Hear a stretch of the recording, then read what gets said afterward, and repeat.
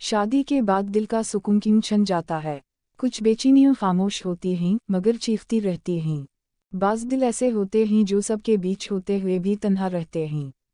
अक्सर ख़वातीन शादी के बाद एक अजीब ज़हनी दबाव, जज्बाती थकन और रूहानी अधूरेपन का शिकार हो जाती हैं।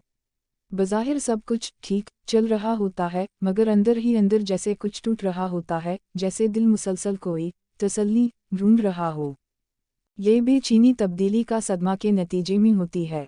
शादी एक जज्बाती ज़लज़ला है। नई जगह, नए लोग, नया रिश्ता, दिल चाहे माने या ना माने, ये सब कुछ नफ्स के लिए बोझ बन जाता है।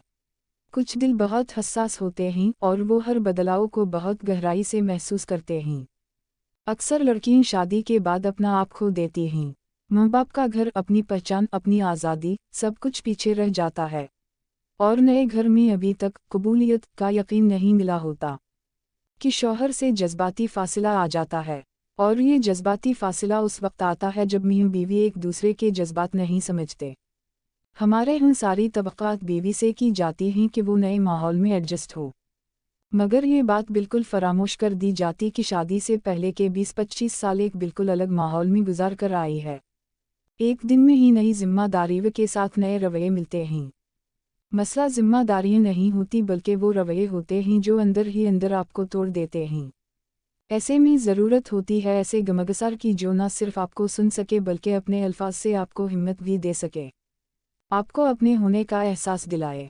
जिस शख्स के नाम से मंसूब होकर आपकी नई ज़िंदगी शुरू होती है, इसकी ज़रूरत औरत को कब्र की दीवारों तक रहती है।